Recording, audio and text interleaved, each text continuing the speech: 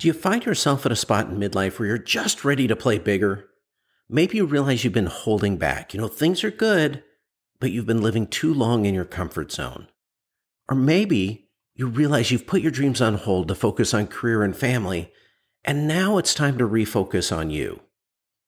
Or maybe you wake up one day and you look at yourself in the mirror and just wonder where you went. Maybe you're already living a great life in midlife, but want to ramp it up even more.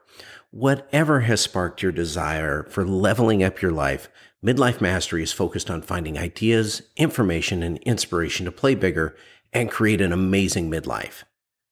I'm Brock Edwards. In each episode, I'm either talking with experts, authors, coaches, people who are living a phenomenal second half of life, or I'm sharing a little bit of my own journey and the successes and setbacks along the way. Now, before we get into today's show, I want to mention two things. First off, two recent episodes have absolutely blown up. In 1 month, the episode Focusing on What You Can Control with John McDonald has become the most downloaded episode of Midlife Mastery. And approaching it quickly is the recently released Mastering the Middle Years with Madeline Hardacre. Now, if you haven't listened to them, I highly recommend checking them out. There was a reason they're gaining such popularity. The second thing I wanted to mention is that the growth of this podcast has started to become exponential. And that's largely due to you and other listeners sharing episodes with others. And so thank you so much for that. Now, I want to mention that while probably you listen to podcasts through a podcast app, I know a lot of people who hesitate because they just don't know how to listen. They don't want to bother finding a podcast app or working those things out. Now, if you have friends in that situation, the good news is you can still share episodes with them. They don't have to use an app at all. In fact, people can listen directly from the website. They can go to YouTube and listen, or even on Spotify. And I suspect they could even pull it up on Alexa or Siri. So all they have to do really is just go to any of those sites and search Midlife Mastery Podcast, and it should come up. Now, in today's episode, we talk about getting past the fear and pursuing the life of our dreams. Are you ready to play bigger? Let's get started. Well, welcome today. We've got Loukia Mastrodimos, and let's just go from there. I'm excited to have you here. So you are the CEO of Midlife in Bold. I was going to do a big introduction, and then let's just start talking, because I've already said I should have hit record like 2 or 3 times because we've been covering such good stuff. So you are the owner of Midlife in Bold. You do personal coaching. You are Proaging. You focus on overcoming fear, and BOLD is an acronym. And what did I miss? No, I think that's great. We'll go from there. I know my name just trips everybody up. So after that, you're like, just go talk, Loukia. Well, thanks for having me, Brock, today. I love the fact that you also focus on this age. So as Brock said, everybody, my name is Loukia Mastrodimos. It is a mouthful. What can I say? I'm 100% Greek. And I am the CEO and founder of Midlife in Bold, Inc., which is a business that focuses solely on women in the middle, as I like to say, who are stuck in their life because they are afraid.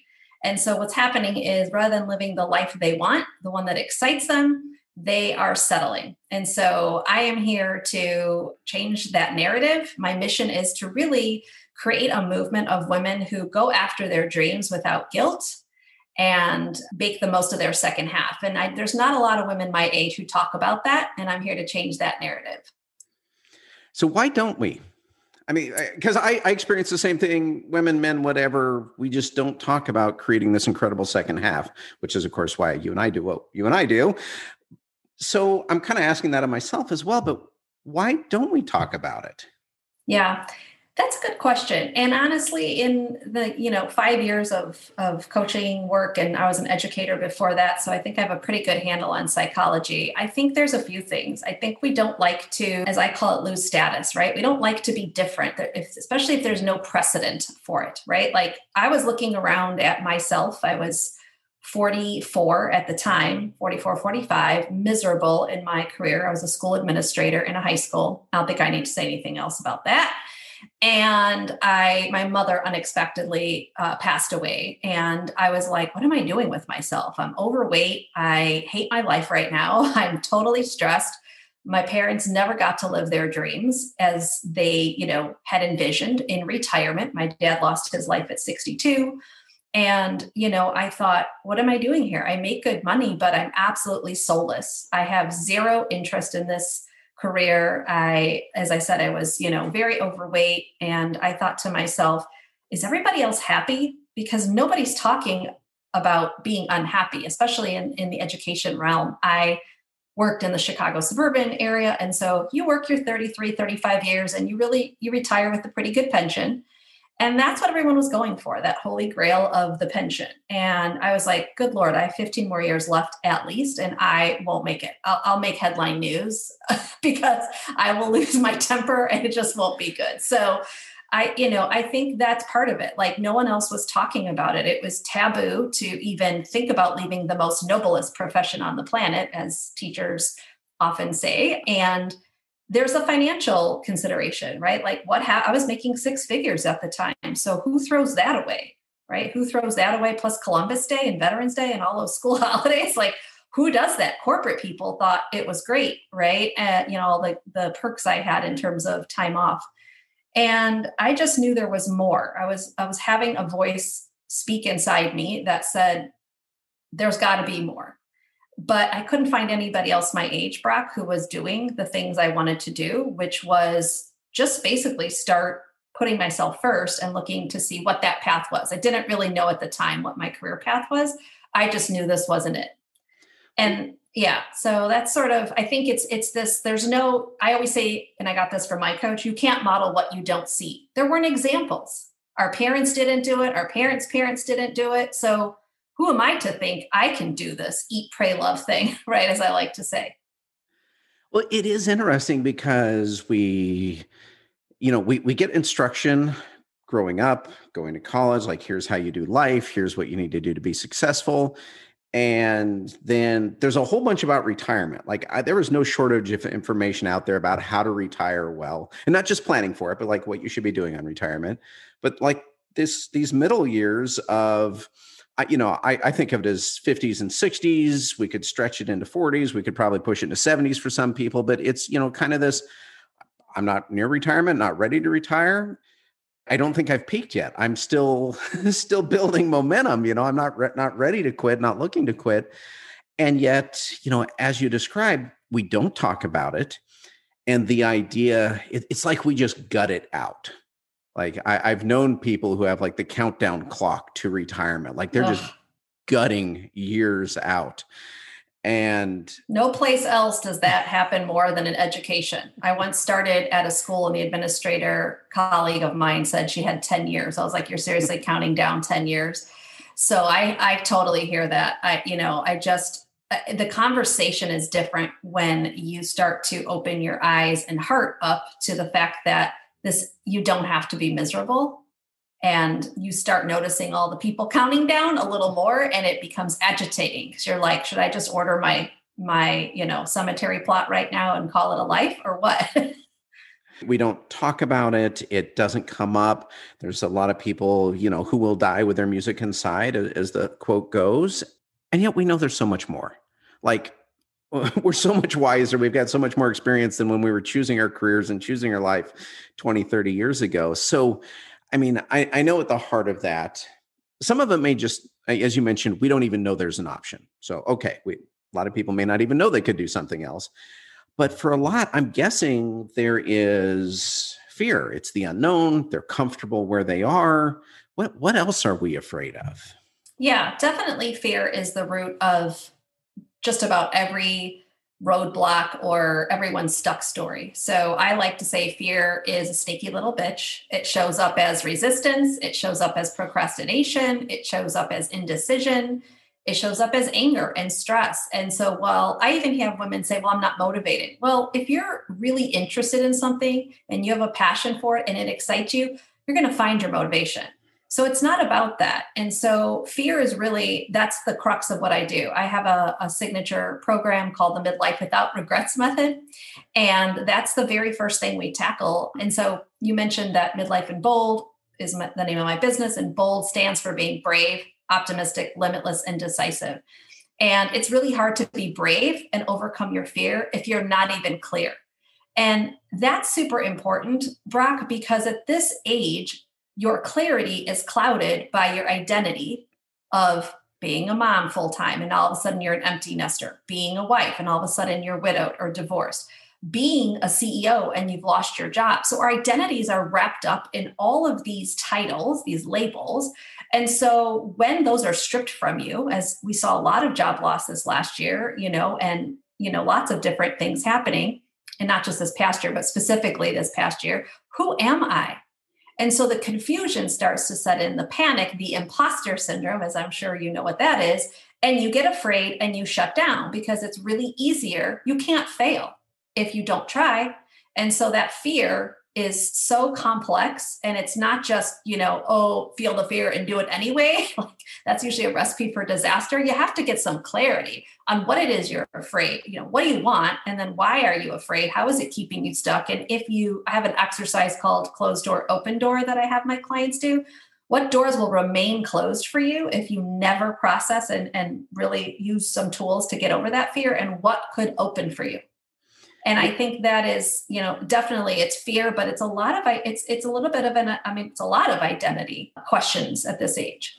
Yeah. I almost feel like for a lot of people, it's not even the fear of stepping out and doing something. It's almost the fear of letting yourself dream, like, not even giving yourself permission to 1,000% think about it, to want it, to admit that you desire whatever that thing is. Oh my God.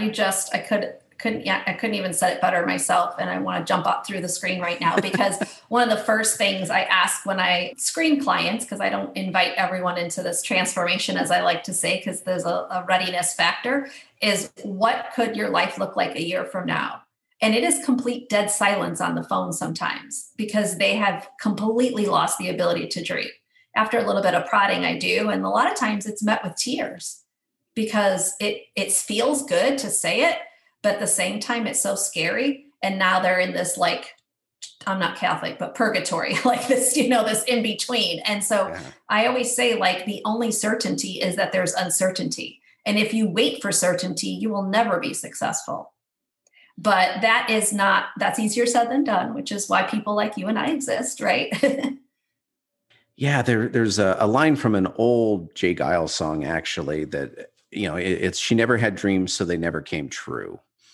And that one has just stuck with me. I couldn't even tell you what the name of the song was. Just that one line has stuck with me. Yeah. The idea that so often it's not even that we don't take action. We just don't even dream or give ourselves permission to, which is really just kind of the first step. You're right. We kind of lack that. We lose that imagination. We don't play on what could be like we did when we were younger. Yeah. And I think that's, again, I always tell the ladies I talk to, or when I do a free class, like, it's not your fault. You've been basically in survival mode for years, right? You've been in survival or denial, one of the two, maybe both. But, I know what it's like to have, work with clients who have raised 4 kids, who've had 13 different schedules in any given week, and a husband that travels and their own career. Who has time for dreams? You're just trying to make sure the lunches get out the door and that they have clean underwear. Like, there's no time for dreaming. So I think it's this natural pause that, happens when the house is a little quieter. I always say I always say this too, Brock, like, people pretend not to know, but in those quiet moments, something's not right. The marriage isn't working anymore. The job is sucking the life out of you. You've put on 60 pounds. You just keep getting bigger clothes. This might be hypothetical, but yes, it was me. Right. And you just keep going to the bigger size in the store because you don't have time to deal with it. Right. And dealing with it would mean you are a failure at something. And that's hard. That's hard. And when you get those quiet moments, that's when the whispers become a little louder, right? You can distract yourself. You can fill up your social calendar. You can be the people pleasing, no boundary gal, which is a lot of my ladies as well as me, and, be there for everybody else. And then all of a sudden you're like, shit, like, I'm not happy. And that is a lot of times when they come to me. And that's when I swoop in and help them. So I'm building this bold, empowered community of midlife women. And I just love what I do. Like, I could talk about this all day long. And I wake up to texts about things that are going on in these women's lives that 4 months ago wasn't even a reality. And I love teaching. And I think that's probably why I love the coaching and hated the administrator bullshit. But if I could do this all day long, every day for the rest of my life, then I'll die a happy woman. Well, so what are the first steps or some possible first steps for people who are thinking, hey, that sounds a lot like my life. Like I've been rethinking, I've been kind of dreaming a little. I at least know I want something else. Where do we get started? Yeah. Well, I mean, are you asking me specifically and what I do, or just where do you get started in general? Well, from what you do, what advice would you have for getting started in general? How's that? Yeah. Well, and if later on when we wrap things up, I do have a free guide that is sort of the basis that I can share with you that you can offer your listeners in the show notes if you'd like. But honestly, the first step is to really admit that you're not happy. Admit you're not happy, because I think a lot of us women, and again, I know you just talk about men going through this, but since I work with women, I'm just going to keep saying that. I think there's a lot of saving face and just like the smiling, the fake smiling, and the pretending everything's okay. So stop pretending that you don't know you're not happy, and then go back and make a list of all the things that you like to do. It doesn't mean it has to translate into a career. It doesn't mean it has to come, nothing has to come of it. Just the fact that you're allowing yourself that brainstorm session, right? Like, when do you feel your best? And it could be anything from, things you did as a kid. Like here's an example. I had a client who was she's a teacher, and lots of stress pre-pandemic, and then definitely stress this past year. And when we started working together, one of her stress outlets was to start to doodle, sketch. She's now a full-blown artist. Like, you should see the work she does. It's amazing. And she didn't even know she had that in her, but she remembers that would be calming and soothing for her, right? So just even allowing yourself a chance to explore. And then I would also say is stop expecting things to be perfect. You mentioned imperfect action before we started recording. I use #imperfect action all the time. If you can accept that the first time you're going to try to do something is going to suck, then it's okay. And you allow yourself that lack of perfection. And so I'd say those are some of the things to start with. Stop pretending.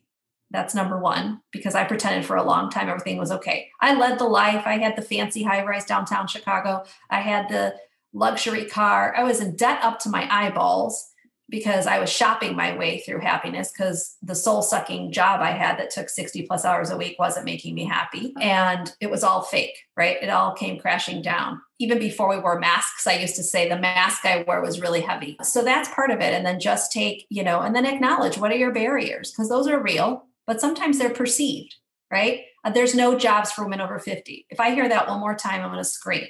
There are jobs for women over 50, but maybe your approach should be a little different. Maybe what you want looks different, right? And then, just choose to take some action based on that motto of imperfect action. So that's some of the things I can think of off the top of my head. Oh, fantastic. And I always like the idea of experimenting.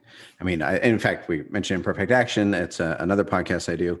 And that name comes from a phrase I came up with to get me out of my own way, which is just imperfect action beats perfect inaction. Because I'm really good at perfect inaction, the planning and the plotting and the designing, and never going anywhere, because until I take action, it's perfect, right? I haven't done anything, so it's all perfect. Reality hasn't interfered. I agree with that. And that's where coaching becomes so powerful, whether it's a nutrition coach, a health coach, a life coach, job coach. Clients hire me because they can't see past their own self-limiting perceptions and beliefs, right? They're in the same feedback loop. I always say, What's your stuck story? What's your stuck story around money? What's your stuck story around your health? What's your stuck story around relationships?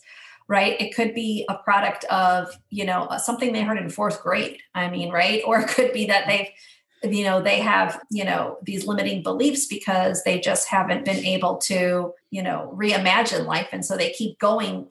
They're on autopilot. Like I said, they keep doing the same thing. If you hate the job you hate, why do you keep going for the same job you hate in a different industry? It's going to be the same. I know, because I tried different positions in different schools in administration. And guess what? I hated them all. Had nothing to do with the school. I didn't like the work. So I think, like you said, we get stuck in these stories. And at this age, when there's no proof, when there's no guide, I always say there's no manual for life, and there isn't one for this age, then where do you turn, right? Do you just write it out and be miserable? Or do you actually say, no, I have a lot of vital years left in me to make an impact, to feel good about myself, and to actually be happy. Like there's a deserving there. You deserve to be happy at this age, at any age, but especially now.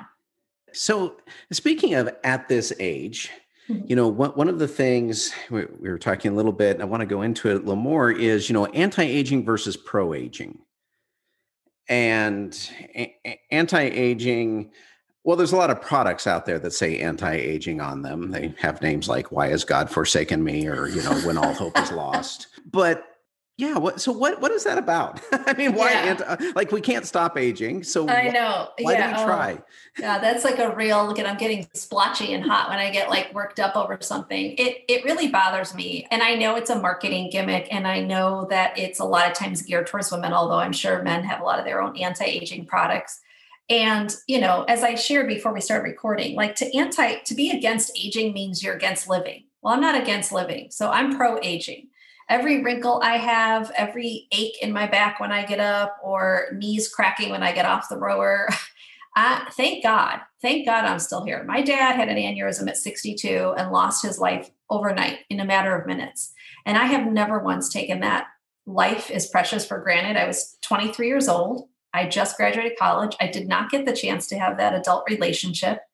My dad was my everything.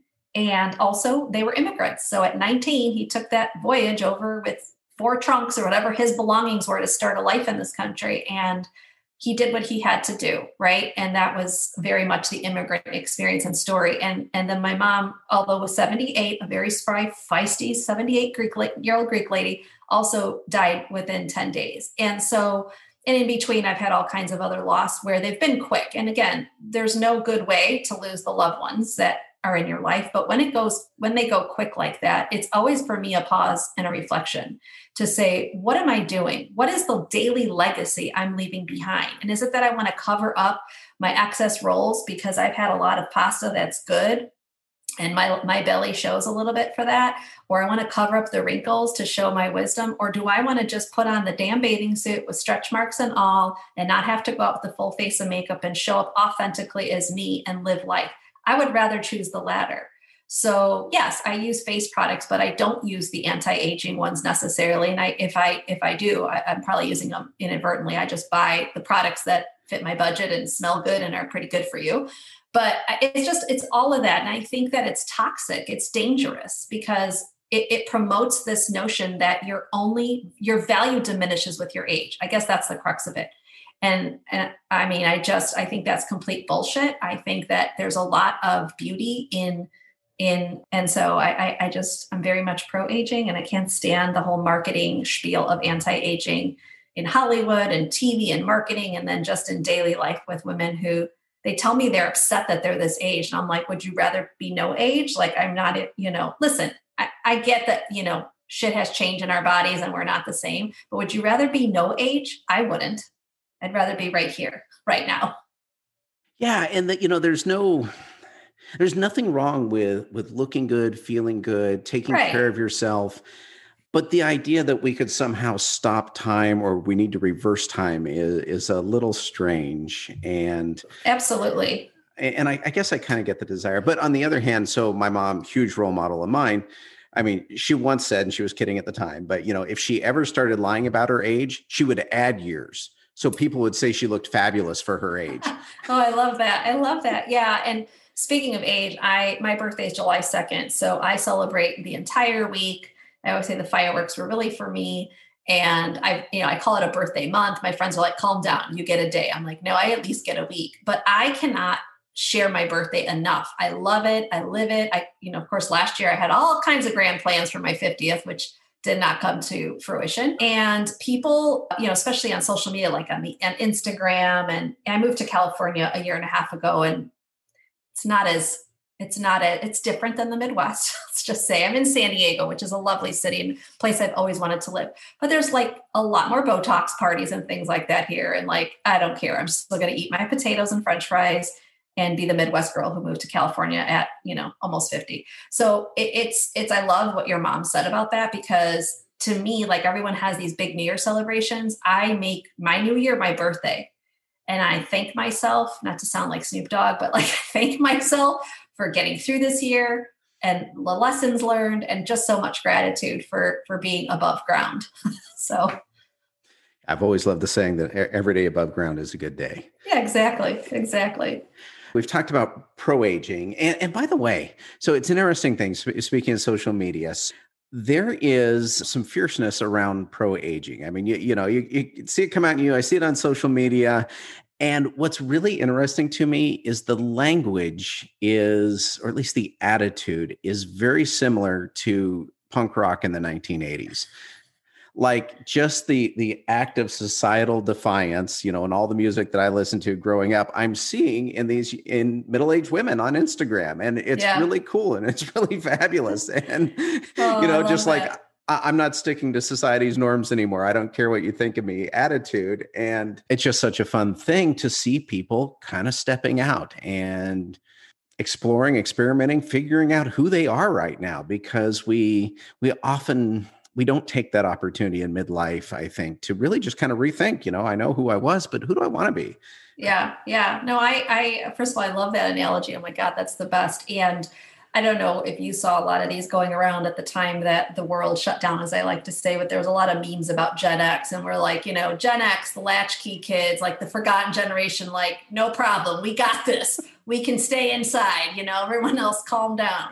And I do think that we're a very different generation, right? Like numbers wise, we're a lot smaller. There's not kind of attention and fanfare that has been paid to the boomers and the millennials and now even the Gen Zs who are, taking the world by storm and changing things. So I think that for us, we did sort of follow suit with the baby boomers who, again, I'm from the Midwest, as I know you are. So it's, I worked or lived in a very factory, driven community where all the steel mills employed most of the neighborhood, or very, shift work, manufacturing jobs. And you did that till you retired and you got your secure pension, except in the 80s when they all started to shut down. And my friends' parents lost their jobs in their 50s and 60s and was like, oh crap, what do I do now? Not only did I lose my job, I lost my pension. And specifically, as you know, historically, women are underpaid. They earn less over time. And so as I became a business owner and I started coaching women who are afraid of change, and again, that change can be career, it can be moving, it can be relationships, I really started developing this passion and this punk rock, I guess, approach to, this like screaming from the rooftops, like, take matters into your own hands. You have time. You can do this. You have skills. You've survived a lot of life. You have transferable business skills. Take your financial matters into your own hands. Start that side business. So in 5 years, it's lucrative enough for you to leave that company. Or if that company leaves you first, you're not left like those friends' parents of mine who, what do they do at 55? Right? They entered Vietnam War at 18. They never went to college. They don't have the kind of skills, right? So I think it's so much about showing up for yourself so that you can show up for this world. Like I said that the other day, it's not just about you. Like what legacy are you leaving behind for everyone else behind you? So I get really passionate about this because one of the legs of my business that I'm starting up is this bold scholarship. And being a first generation American, I know the struggles that it is to understand the whole college scene. And it's even more now. So I want to have a scholarship where it's paired up with a woman who's in her midlife years wanting to better herself educationally with her daughter, and then have a mentoring component. And so the scholarship would be for both mom and daughter, and then this mentoring. And it's because I want them both to learn from one another, but also I want that midlife woman to not feel like it's all just for her daughter. She can set that pro-aging sort of roadmap, pave that path. So like I said, I could get fired up and talk about this forever, but yes, the whole punk rock analogy and the whole Gen X thing, it just totally resonates with me. We are fierce because we're tired of being told we can't in so many ways, right? Absolutely. And and there's a lot of that. And, I know I've said this before on this show, but I look at marketing. I pay attention to advertising. I hate watching advertising, but there's this weird love-hate because I consider marketing what people either think I think about myself or think I should think about myself. When I was in my early 20s, I was appalled by the light beer ads. Like I couldn't wait to get out of that demographic so no one would lump me into that group. They were horrible then. If anyone can remember, beer ads from the mid to late 80s were horrific. They were terrible. Anyway, But I see that now as, in our age where, I don't know, there's, yogurt and probiotic ads. There's, like you mentioned, the other, the cemetery plot ads. There's just, the pharmaceutical ads, can't get away from those, but Right. there's just not much around. I guess what I'm rambling on about here is I can't relate to any of it. Yeah. Yeah. None of it resonates for me on who everyone thinks I'm interested in or I'm being. And I No, don't get that. I get that. And listen, I always say, because there's this whole like, oh, you're so toxic positive. I'm like, no, I get it. I could tell you every day things hurt that never hurt before. I push through, not in a way that, is detrimental to my body, but I push through signing up for the classes ahead of time. So I'm accountable and show up. Like I make sure that I don't eat a whole bag of Cheetos like I did when I was 20, although I do love Cheetos still. So, I mean, I get that like we have to take control of our health and planning for financial future and okay, maybe get in the cemetery plot, but like there is just so much more to me than what marketers, are assuming we're into. And that is why, part of what I do is, yes, I have the coaching, I have the program that I run all my clients through, but creating a community of women who also are seeing other women do amazing things with their lives, who are actively fighting cancer, who are cancer survivors, who've been widowed when their kids were young, who have lost jobs, who just have had low self-worth their whole life for whatever reason, and now decide to take on a new career. That's empowering. Like that, I mean, I literally get chills when I wake up. Like this morning, it was Saturday and a long week. And I'm like, why is my group blowing up with like notices this morning? And it was just one woman after another talking about different things. And I was like, that's what it's all about. That's exactly what it's all about. And I mean, marketing's marketing, of course it is. It's a missed opportunity on their part, because I once heard someone say, the fitness industry markets a lot to all these young girls, men and boys, girls, whatever, with their boutique fitness and this and that. She goes, we're the ones that have the money for the expensive clothes and the expensive gym memberships. Like, how about pointing some of that advertising dollars to us? Because like, I think I forgot who it was, but the woman said, my 20-year-old, 22-year-old, she don't have that kind of money. I have that money. You should maybe throw a few dollars my way and maybe I'll buy your product or join your gym. So it is, to me, it's a lost opportunity. But as you said, there is a movement growing on the internet, especially on Instagram. I see it. So hopefully Gen X is going to roar loudly and they'll finally pay attention to us, Brock. We are definitely the forgotten generation. Oh, for sure. Sure. Right. I spent all my youth hearing about the me generation, which of course we now call the boomers.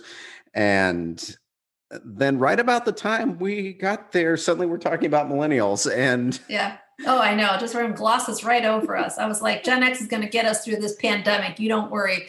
We're used to letting ourselves in, the latchkey kids, and taking care of ourselves. Our parents, our boomer parents, did that whole 80s greed thing, and we were left to fend for ourselves in many ways. So yeah, it's an interesting demographic. And like you said earlier, I have my youngest client right now is 39 and my wisest woman is 63. And I've also coached someone who's in her 70s. I think for her 70th birthday, she gave herself a coaching package to me. So the core years, I believe, are defined as like 45 to 65. But as you said, it can kind of swing either way. And so it's your voice, the voice of all the people that you uplift are definitely needed to make a difference. Well, before we wrap up, I'm curious. So you've already partially answered this question, Mm-hmm. but we've talked about kind of dreaming and planning and thinking. And I'm curious for you, for Midlife and Bold, you mentioned the scholarship, but kind of what's that 5-year plan? Like what are you envisioning? So it's interesting you say that, because that's one leg of it. Retreats is something that I am definitely looking into. I originally had planned a 2020 retreat, or at least started to, I should say, in Greece, because I speak the language and it's a beautiful country, and who wouldn't want to retreat in Greece? But in terms of like my own interests, I have this this urge recently, I'd say the last couple of years, to really understand winemaking more. And so I have this vision of like studying to be a sommelier and working at like a tasting room just for fun, like part-time in Napa or Sonoma or some other wine region, and having that just be fun. Once I interviewed actually for an education position in one of the tasting rooms up in Napa a few years ago. And I really enjoy the stories of the land and the families. And like so many of those wineries have really been hit hard too, right? With just everything that happened. And so I don't know, there's something about me that still has a whole nother level of Loukia she needs to explore. And I am trying to make my residency dual between Chicago and San Diego. And so I thought, well, maybe my plan will be to winter in Napa, and then I'll spend the rest of the time with my friends and family back home, because you can't take the Midwest out of the girl, at least not this girl. But so that's part of like my personal aspirations, I guess. But yeah, and that's the other thing. People are like, what do you mean you'd leave San Diego? I'm like, well, I can be a snowbird, and it's those types of things. What do you mean you can live in both places? I'm like, I mean that I could be a snowbird. Right. And I can have this other part-time job, and I can do these retreats, and I plan to expand and hire some coaches and assistants and things like that. So that's just off the top of my head. But I'm like you, the entrepreneurial brain, and I go to sleep really well at night. Like I sleep well at night. I don't have those menopausal issues because my brain is going 240 at all times with a new idea a minute. But right now, on a personal side, I really do see myself meeting all kinds of interesting people and serving wine part-time in a tasting room in Napa. That's awesome. Yeah. So where can people find you? Yeah. Thanks for asking. I'm on Instagram at Midlife in Bold.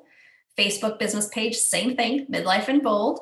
My website is midlifeinbold.com. My email is lukia@midlifeinbold.com. And I do run a large community. It's about 1,400 women, and that's called Midlife Women, Making Change Without Fear. And I do at least 3 weekly lives. Wednesday's my full feature where I do a lot of training. I offer free workshops and classes every month, at least twice a month. So if you are able to connect with me on Instagram or through the community on Facebook, I'll also, if you like, Brock can share the link to my free guide, the 3-step formula to break out of your midlife slump and take action. Then people can get to know me a little bit about through that as well. I also have a podcast called This Midlife in Bold. So I'll have a few more episodes this season. And I think that's about all the ways. All right. Well, that's a lot of them. They shouldn't have any trouble tracking you down. Right. Well, fantastic. Loukia, this has been awesome having you on. I love the mission and the approach of what you're going after. And I love that it's so much bigger than you and bigger than the people that you're serving. And I think it is such an untapped need. And so it's great to see.